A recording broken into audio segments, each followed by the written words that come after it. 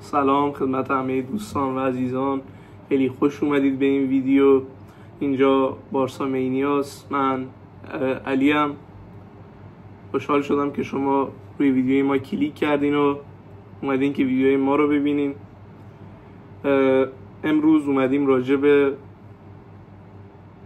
خریدای جدیدمون و مخصوصا مارکوس رشفورد صحبت کنیم در رابطه با عملکرد تیم که چجور بوده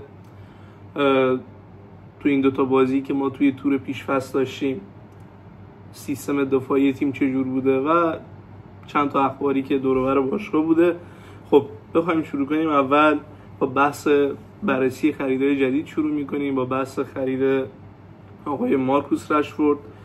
مارکوس رشفورد پلن سوم ما برای تقویت تیم بود. اول ما گزینه اولمون جناب لوئیس دیاز بود که لوئیس دیاز نشد و به خاطر قیمت خیلی زیادی که لیورپول برای این بازیکن تعیین کرده بود ما نتونستیم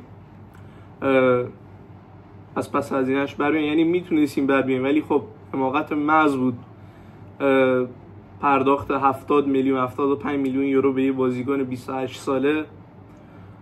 میگم الان دیگه رویه تیم کلا عوض شده، ما و بازیکن‌های جوان بگیریم، تیم کلا در حال جوانگراییه و فقط در یه صورتی ما میایم بازیکن بالای 29 سال میگیریم که رایگان باشه. خب آقای لوئیس دیاز که پلن اول ما بود ما جذبش نکردیم و پلن دوم آقای مارکوس رشفورد بود، ولی از اونجایی که حالا خودتونم خبر دارید ایجنت نیکو ویلیامز اومده بود که گفت این بازیکن من میخوام بیام به بارسلونا بپیوندم و علاقه‌مندم به اینکه بیام توی بارسلونا. و حالا دیگه بعدش هم حاشیه‌هایی که پیش اومد و دیگه شما خودتون بهتر هم میدونید چه حاشیه‌ای پیش اومد و بخوایم بریم سراغ بررسی مارکوس رشفورد. خب اول یه سر به آمار آقای رشفورد بزنیم. رشفورد از سال 2015-16 بود که دیگه کریر حرفه‌ایش ساخته بود، یعنی که اومده توی تیم بزرگسالان بازی کرد و اینا. بخوایم الان آمار فصل به فصلش رو با هم دیگه بررسی بکنیم. فصل 2015-16 بود. حالا من میگم 2016 دیگه همون شما 2015-16 حساب کنید، میگم 2017 شما حساب کنید. فصل 2016 بود که 8 گل و 2 پاس گل داشت. دیگه در فصل 2017 بود که 53 تا بازی برای منچستر یونایتد انجام داد. اونجا بود که دیگه استعداد به قولی جا افتاده توی تیم بود و بهشون فرصت داده بودن و بهش اعتماد کرده بودن. 53 تا بازی برای منچستر یونایتد انجام داد، 11 تا گل، 4 تا پاس گل و همینجوری بریم همش 13 12 4 با 5 6 تا پاس گل بود. خیلی خلاصه بگم تا اینکه میرسیم به سال 2020 که اونجا 22 تا گل زد و 8 تا پاس گل داد و همچنین نمره 7.3 از فوتماب دریافت کرده بود برای عملکرد اون فصلش. تا اینکه میریم بالا میرسیم به سالی که پرایم رشفورد بود، سال 2023 که خودتون یادتونه که اونجا چه درخششی توی اف ای کاپ داشت برای منچستر یونایتد. تنهاگ همیشه ازش استفاده میکرد، قشنگ هر بازی اف ای کاپی که شما نگاه میکردی رشفورد یه گل میزد. اونجا تو این فصل 30 گل زد و 9 تا پاس گل داد و بهشم میگفتم 30 گل و 9 تا پاس گل داد که بهش میگم پرایم رشفورد. اون سالان بود که خیلی با امباپه مقایسهش میکردن، تا اینکه دیگه این سالهای اخیر یه افتیو داشت. دیگه خودتون بهتر از من میدونید وضع منچستر رو کلا بنده خدا رو پارسال نمیدونم فرستاده بودن با بچه‌ها تمرین بکنه و اصلا نمی اومد سر تمرین بعضی وقتا. من که رفت استون ویلا اونجا هم توی چمپیونز لیگ جلوی جلوی پاریس خیلی خوب بازی کرد. واقعا یه عملکرد خیلی خوبی داشت. اگه اشتباه نکنم توی 1/4 بود یا نیمه نهایی بود، توی نیمه نهایی بود. 1/4 با بایر مونیخ که هیچی نمون اینتر بود با بایر بود. بالا بگذاریم. این بود از آمار رشفورد. بخوایم از قابلیت‌های این بازیکن بگیم، بازیکن بسیار سرعتی، سرعت انفجاری داره دیگه. عرضم به حضورتون که توی فضای بسته خیلی خوب میتونه گل بزنه، با پای مخالفش هم خوب گل میزنه. مثلا دیده باشید یهو میبره سمت راست گل میزنه، اصلا زاویه بسایی همیشه خیلی خوبی میزنه و استوپای در حال حرکت خیلی خوبی هم داره. حالا اگه دقت کرده باشین جلوی بازی با ویسل کوبه هم 2-3 تا استوپ داشته، ولی خب 2-3 تایی هم خراب کرده بود، نتونست درست توپ استوپ بکنه. که این حالا عادیه، تازه اومده بود به تیم ملحق شده بود، تا کلا هم یه روز تمرین کرده بود. خود فیلیک هم بهش اشاره کرده بود توی کنفرانسش که بله رشفورد کم تمرین کرده بود و سر همین هم دقایق کمی رو بهش داده بود داخل بازی با ویسل. فکر کنم 25 دقیقه اینا بازی کرده بود و خلاصه که این بازیکن تا قبل بارسا اصلا چیزی به نام تعهد دفاعی نداشت، ولی خب اینجا اومد فیلیک بهش فهموند آقا اینجا اونجا نیه، به قول معروف اینجا اونجا نیست، شما اینجا باید توی کارهای دفاعی شرکت بکنی، تعهد دفاعی داشته باشی. و دیدیم که چقدر توی کارهای دفاعی شرکت میکرد، چقدر تلاش میکرد. یکی از هواداران منچستر بود، خیلی بنده خدا عصبی بود از دست رشفورد، میگفت که این تو بارسا داره از جون و دلش مایه میذاره، ولی خب اصلا تو منچستر سال آخرش حاضر نبود اصلا توپ میرفت وسط زمین، حاضر نبود اصلا بره سمت توپ، همونجا وای میساد دیگه. خب عمل کردش هم تو این دوتا بازی. حالا بازی با ویسل کوبه خیلی تعریفی نداشت واقعا، چون میگم خیلی کم تمرین کرد و آماده نبود، ولی خب بازی با اف سی سول خیلی بازی قشنگی کرده بود. ما سمت راستش رونیو داشتیم، سمت چپش هم اشفورد داشتیم، یه پاس گل هم برای فران تورس داد. یه صحنه هم بود که فران میتونست بهش پاس بده ولی خب نداد دیگه، ترجیح داد خودش بزنه که حالا اینم حرفی نیست، میتونست اونجا گل اولش هم برای بارسلونا به ثمر برسونه. درباره خرید دوم هم بخوایم صحبت کنیم، آقای خوان گارسیاست. خوان گارسیا پارسال بهترین دروازه‌بان لالیگا بود، اونقدر یه پرفورمنس خوبی از خودش نشون داده بود که با کورتوا مقایسه میشد تو لالیگا و دیدیم که واقعا یه تنه خودشون تیم چرک اسپانیول رو نگه داشته بود توی لالیگا و اینکه چقدر واقعا خوب گلری کرده بود برای اسپانیول، در حدی که خود هواداری اسپانیول هم اگه یادتون باشه آخر فصل بود همه ریخته بودن داخل ورزشگاه، خوان گارسیا رو اینجوری بلند کرده بودن، همشون رو سرشون میذاشتن. واقعا منم اگه تیمم همچین گلری داشت منم رو سرم میذاشتم. خوان گارسیا اومد و واقعا دمش گرم، بازیکن از اسپانیول اومد، پیشنهاد از لیگ انگلیس داشت، آرسنال میخواستش، نیوکاسل میخواستش و یه تیمم از آلمان بود اگه اشتباه نکنم لورکوزن بود اونم میخواستش و همچنین نیوکاسل هم خیلی پیشنهاد مالی بهتری هم براش ارائه کرده بود نسبت به ما، ولی خب ترجیح داد با بارسلونا قرارداد ببنده بدون اینکه تضمین ثبت بخواد. گفت من اعتماد دارم به مدیریت و مطمئنم که من ثبت میشم دیگه. تضمینی هم نخواست، خیلی راحت اومد بدون هیچ حاشیه‌ای. خیلی هم خوشحالیم که داریمش، از وقتی هم که اومده قشنگ میبینیم خیلی خوب پشت دفاع رو جمع میکنه، موقع خروجاش خیلی عالی عمل میکنه.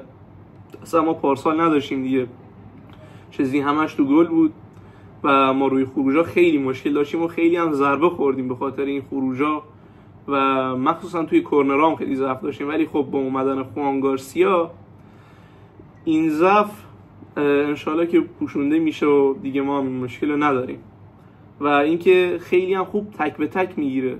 یه صحنه هم بود تو بازی با ویسل کوبه، یه تک به تک گرفته بود از مهاجم ویسل کوبه، اون هم خیلی بال بود که حالا البته بعدش هم منجر به گل شد، ولی خب تقصیری نداشت دیگه، هیچ گلری نیست که گل بخوره، اینم گل میخوره و باید بهش فرصت داد. بارسلونا به خاطر این نماد لاماسیا نمادشه که به جوونا فرصت میده، همیشه به جوونا اعتماد میکنه، میارتشون، جوونا بازی میکنن و همچنین جوونا میان جواب اعتماد بارسلونا رو میدن در اکثر اوقات. و درباره خرید سوم بخوایم صحبت کنیم که ما بیشتر اینو برای تیم ب خریده بودیم تا تیم اول، رونی باردگی یا رونی برژی، حالا من نمیدونم تلفظ صحیحش کدوم، حالا هر کی تلفظ صحیحش رو میدونه برای من بنویسه داخل کامنت ها که ما حالا متوجه بشیم ببینیم چجوری باید تلفظش کرد. ولی خب حالا میگیم بهش رونی. آوردیمش با 2.5 میلیون یورو اگه اشتباه نکنم از کوپنهاگن بود. آوردیمش یه نقشی مثل همون بازیکنای تیم ب داشته باشه که مثلا گاهی اوقات بشه فرصتی بهشون داد، آوردشون تو تیم اصلی مثل دنی رودریگز و مثل تونی فرناندز که پارسال داشتیم. آوردیمشون و بهشون فرصت دادیم. تونی فرناندز و جلوی یه تیم بود دست 3 اسپانیا بود، اسمش هم حالا دقیقی یادم نمیاد ولی خب یادم تو جام حذفی بود، تو کوپا دل ری بود، بهش بازی داده بودیم. رونی بخوام دربارش بگم واقعا خیلی عملکرد خوبی از خودش نشون داده. بازیکنی قشنگ، به جاش دریبل میزنه، به جاش پاس میده، قشنگ هوشیاره، به جاش شوت میزنه. یه گل خیلی قشنگ هم زده بود جلوی ویسل کوبه که واقعا راضیم. واقعا فشاری هم روش نیستی. خرید 2.5 میلیون یورویی بوده. طرف عاشق بارساس و انگیزه داره. طرفدار بارساس، خودش گفته از بچگیم طرفدار بارسا بودم، عکساش هم بالا کیت بارسلونا بوده توی بچگیاش. قشنگ معلومه که اومده و در خدمت بارسلونا باشه و باروت انگیزه است. واقعا قشنگ فقط کافیه که یه فندک بکشی زیر باروتش و خلاص بزنه همه رو پاره کنه. آره شوخی میکنم. نکته بعدی که میخوایم در رابطه‌اش صحبت کنیم، صحبت در رابطه با نیمکت تیم. واقعا بچه‌ها نیمه دوم، تیم دوم که اومد واقعا ترکوندن. گاوی، فرمین، کاسادو، کریستنسن، مارکوس رشفورد، رونی، فران، واقعا همه عالی بودن. گاوی که واقعا داره برمیگرده به همون فرم 2023ش، هرچند هنوز یکم فاصله داره ولی خب از مسئولیت سنگین اومده بیرون. واقعا باید بهش وقت داد تا بیشتر خودش رو پیدا بکنه. مارک برنار رو ما بازی ندادیم، آماده بازی هست ولی خب فیلیک گفته ریسک نمی‌کنم، آروم آروم مثل گاوی برش میگردونه دیگه به میادین. آروم آروم بیاد آقای مارک برنار که واقعا چقدر هم دلمون براش تنگ شده. یه عملکرد خیلی خوب داشت پارسال جلوی والنسیا. ما هفته اول که تو مستایا بازی داشتیم خیلی خفن بود واقعا. امیدواریم که هرچی سریعتر برگرده. تیم 2 واقعا وحشیه، قشنگ منتظره که آقا یکی اشتباه کرد بلافاصله اون بیاد و این چقدر خوبه. همچنین برای رقابت‌های حرفه‌ای که ما دیگه کم بوده موره نداریم. راحت وینگر چپ رافینیا نبود، مارکوس رشفورد است. حالا وینگر راست خدا نکنه اگه اتفاقی برای لامین افتاد، ما سمت راست رونیو داریم. دیدیم هم که واقعا میتونه بازیکنی باشه که توی لالیگا برامون کار در بیاره در نبود لامین، که حالا خدا نکنه که همچین اتفاقی پیش بیاد که لامین نباشه، مسئولیت بدی براش پیش بیاد. اینکه خب حالا گفتم لامین جا داره که یه صحبتی هم بکنم. این بود که خیلی از پیجای فوتبالی و اینا بازی جلوی ویسل کوبه رو میگفتن آی لامین تموم شد، سنگینی شماره 10 و اینا اصلا زده بچه رو نابود کرده، فاتحه دوم و اینا. ولی خب اومد تو این بازی اف سی سئول قشنگ دهن همه رو اینجوری بست، و گفت که نه خبری نیست، من هستم. و چقدر خوشحال شدیم بابت این عملکرد لامین. خیلی خوب بازی کرد، 2 تا گل زد. یه گلش هم خیلی قشنگ بود که یه سر توپ زد اصلا بازیکن اف سی سئول محو شد.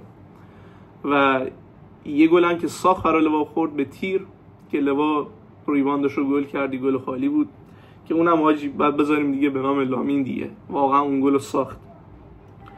بعد اینکه خلاصه که این نیمکت خیلی خوبی داریم، یه ترافیک خیلی شدید توی خط هافبک داریم که این خوبه. واقعا ما دیگه کارمون لنگ نمیمونه توی چمپیونز لیگ. واقعا یه خط هافبک بسیار عالی داریم.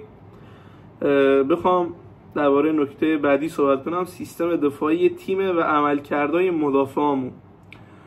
سیستم دفاعی مثل همون سیستم پارسال آفساید گیری و خیلی بالا بازی کردنه که من خودم فکر میکردم فیلیک تغییراتی توش اعمال کنه، شاید مثلا بکنتش مثل سیستم دفاعی تیم لوئیز انریکه، ولی خب دیدیم نه، سیستم همونه. فقط امیدواریم که باز مثل پارسال اواخر نیم فصل اول و اواخر نیم فصل دوم اونجوری سرمون نیاد که واقعا شاید هم ضربه خوردیم سر همین خط آفساید. اواخر فصل مثلا خب تیم اینجوری بود که اوایل تا اواسط فصل خط آفساید مثل ساعت کار میکرد، راحت آفساید گیری میکرد، تله آفساید راحت میذاشت، ولی خب میرسیدیم به اواخر این فصل دیگه تو پت پت میافتاد این سیستم آفساید. ولی امیدواریم آقای فیلیک بتونه این مشکل هم حل کنه که دیگه بازم به اون مشکل بر نخوریم. درباره عمل کردم بگم، آراخو بازم نمیدونم واقعا چی بگم، اما همیشگی امیدوارم که به خودش بیاد. حالا اومده و قوطی نوشابه پرایم دستش گرفته بود، گفت قرار پرایم آراخو رو ببینیم، این بود پرایمت مرد حسابی. خیلی نمیدونم واقعا این گل کمدی بود، حالا گل آفساید بود، ولی نباید اینجوری واقعا بیاد یکی رو دست آراخو اینطوری گل بزنه. یه ناهماهنگی شدیدی هم داشتیم، یه گل خوردیم بر اثر ناهماهنگی بین کوندو و آراخو بود که حالا نظر من این طبیعیه، چون که بعد از مدت‌ها دارم فوتبال بازی می‌کنم، چیزی هلوش 2 هفته اینا بعدش ببخشید 2 ماه فوتبال بازی نکرده بودم با هم دیگه و اینکه این ناهماهنگی پیش میاد. ولی خب حالا تا هفته 4 5 6 لالیگا قطعا معلوم میشه خط دفاع دیگه، مثل پارسال که معلوم نبود کی بود، خب در آخر هم شد اینیگو کوبارسی که چقدر هم خط دفاعی خیلی خوبی بود و چقدر هم به ما کمک کرد. و یه چیز دیگه هم که بگم درباره تمدید کوندو و دیونگ، از کوندو پرسیدم، کوندو هم گفت که بله قراره تمدید بکنم و منتظره که دیگه تیم از تور پیش فصل ژاپن برگرده که تمدید بکنه. و دیونگ هم همچنین خیلی حالا نگرانی بود بابت تمدید دیونگ که تمدید میکنه نمیکنه، چی شده، چرا اینقدر طول کشیده، که خود دیونگ اومد اعلام کرد دیگه توی صحبتی که داشت با خبرنگارا، گفت بله من میخوام تمدید بکنم، هیچ مشکلی بین من و بارسا نیست، من دوست دارم اینجا بمونم. و راسته که چقدر خوب، ما هم خوشحال میشیم شما بمونی آقای فرانکی دیونگ. واقعا عملکرد پارسالش نایس بود، واقعا 9 از 10 بهش میرسید، اصلا 9 از 10 چیه 10 از 10، خیلی خفن بود. خلاصه هم خودش هم پدری. و جنبندی هم بخوایم بکنیم، تیم توی مسیر درستی قرار داره، باید این جوانایی که میان بازی میدن اینا رو بهشون فرصت داد، روشون فشار نذاشت. مثلا خوان گارسیا رو ما باید بهش فرصت بدیم، اگه ما فرصت نمیدادیم به جوونا، لیونل مسی و آندرس اینیستا و ژاوی هرناندز و امثال اینا اصلا پیداشون نمیشد داخل بارسلونا. ولی خب دیدیم ما اعتماد کرده بودیم به جوونا و همچین اساطیری در اومد و همچنین بهترین بازیکن تاریخ از دل لاماسیا در اومد. خب دیگه صحبتی نیست دوستان، ویدیوی بعدیمون احتمال زیاد میخوره یک شنبه که راجع به اخبار باشگاه صحبت بکنیم. خیلی خوشحال شدم و همچنین یه تشکرم بکنم از رفیق گلم آقای مهدی که زحمت تامنیل این ویدیو رو کشیدن، خیلی هم به من انگیزه داد برای شروع، واقعا ممنون دارشم. همچنین بچهای گپ تلگرام دم همتون گرم. صحبتی نیست، امیدوارم که بازم شما رو ببینم. تا دیدار بعدی، بدرود.